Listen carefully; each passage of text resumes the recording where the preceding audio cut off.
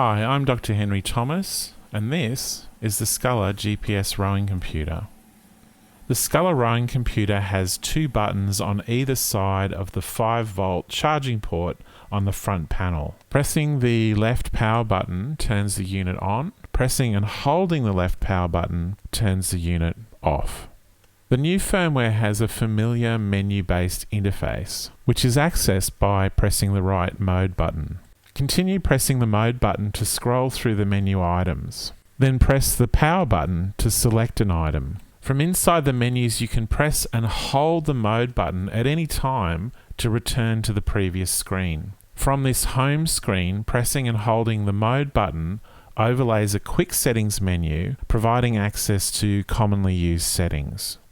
For this presentation, let's start by enabling demo mode. This allows rowing to be simulated so the features of this device can be demonstrated off the water. To start a simulation, we shake the device twice. Varying the time between shakes changes the stroke rate. Pressing the power button at any time stops the simulation. Starting on the home screen, here we see the current time, the distance from your launch point, the accumulated time spent rowing, the distance travelled, and the stroke count. These icons indicate the GPS signal strength, battery status, and this spanner indicates we are in demo mode. A +1 icon appears in coxing mode, and a checkered flag indicates regatta mode, which I'll discuss later. Once we start rowing, this side of the screen is replaced by the rating and the current speed. The home screen returns when we stop rowing. The unit of speed can be 500 meter split times, meters per second, kilometers per hour, and knots. For this demonstration, I'll stick with meters per second. Distances are measured in meters, which can't be changed. Returning to the training menu, there's a new speed versus rating mode. Here we see a real-time plot of your rating and current speed. This new mode reflects the design philosophy of the new firmware. A lot of coaches were asking about logging and downloading data, but I'm more interested in providing the critical insights they want from that data while they're out on the water. This new mode is a reflection of that. So ideally, your speed should track your rating. As the rating increases, your speed should increase to match. However, if these two lines start to diverge, it may indicate a problem with your efficiency at high ratings, which could indicate an underlying problem with your technique or strength and conditioning. Length per stroke mode carries over from the original Scullr. This is designed to help overcome a common problem with inexperienced rowers who rate too high. The idea is to row at a given speed, and the device will generate a nominal rating for that speed, which can be used as a starting point for training. At race pace, we are typically looking for a length per stroke of around 8 meters. Efficiency, which can't be simulated, measures how much your technique disturbs the motion of the boat. Efficiency tends to decrease as you row faster. From the home screen, pressing the power button overlays the workload summary. Each stroke is counted within one of 3 rating bands. In the current setup, we see the percentage of time spent below 21, between and above 27 strokes per minute. The first line in bold is our current session, the past 8 sessions, and the entire season. For coaches looking to polarize training between slow, powerful, and high intensity, this tool can help track how well actual on-water sessions align with training objectives. Pressing the power button again shows a list of your personal best race times. Here we see the race distance, resulting finish time, and the date. Pressing the power button again shows the odometer. Here we see the number of training sessions, accumulated time, and distance rowed over the current season. One more press of the power button returns us to the home screen. Scullr now has 2 race modes, distance-based and timed. The rowing computer features a hands-free virtual timing gate. Touch-up strokes get zeroed out, but once you start racing, it tracks the race distance and time for you, all without touching a button. In race mode, we can either select a preset distance or enter a custom distance. Prior to starting, this LED is blue. When we start rowing, it turns green, and once we've completed the race distance, it turns red. During a race, we see the current rating, calculated finish time, speed, and distance remaining.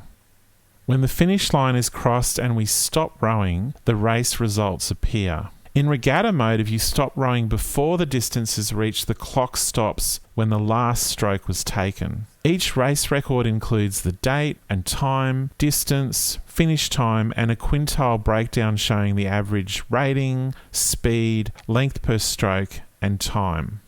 Pressing the mode button shows a plot of the speed versus rating over the race. Once again, this provides a useful visual analysis tool that can help rowers review their race out on the water while it's still fresh in their memory. In my example, these lines are flat because the data was simulated, but in a typical race, we want to see speed and rating tracking closely. Diverging lines may indicate underlying problems that need attention. Pressing and holding the mode button returns to race mode. Now, if you race on a river or a tidal estuary, timed races are generally more useful. Functionally, these work the same as distance races, they're just timed. Here we can select a preset time or enter a custom time. During a timed race, we see the current rating, calculated finish distance, speed, and remaining time. This results in a timed race record.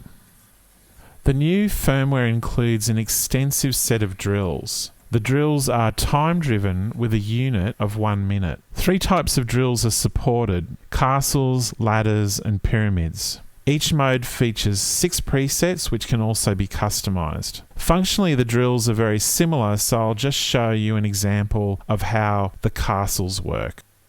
Preset 1 is a 20-minute high-intensity drill. Viewing the drill in the custom menu, we see it consists of 20 reps, cycling between 1 minute at 34 strokes per minute and 1 minute at rest. In this mode, the LED stays red until we match the target rating. Once we reach the target rating, this changes to show our speed. Here is the time remaining for our current rep, along with a countdown of the number of reps remaining. Now let's say you wanted to recreate this pyramid drill. We want 1 minute to 4 minutes, increasing from 18 to 24 strokes per minute in 4 steps for a total of 16 minutes. So we enter our start values, step changes, and reps. The next new feature is found in the limits menu. Detecting strokes reliably in choppy water against the tide into a headwind is difficult. Even with an adaptive algorithm, one set of parameters is not necessarily ideal for a lightweight single and a heavyweight 8. So if you do encounter problems with miscounted strokes, you can tune the algorithm for your circumstances. The idea is to row at light pressure in the conditions where you're having problems and use the results to estimate the noise floor and signal strength of your boat. The threshold can also be adjusted to dampen the impact of chop, and the maximum stroke rate increased to support other paddling craft like dragon boats, kayaks, and canoes. The limits menu is also where you set the upper and lower bands for workload monitoring. The Scullr firmware uses a match filter to detect strokes. It assumes that the screen is always facing the rower. If you turn it around the other way to face a cox, then you need to enable coxing mode so it can work properly. Finally, the new Scullr firmware provides Bluetooth connectivity. You need to have the home screen open for this to work. To pair your mobile phone for the first time, press the mode button to confirm. A demonstration of the mobile app will be covered in a future video. Well, that's it for now. Thanks for watching. Visit Scullr.com for more information.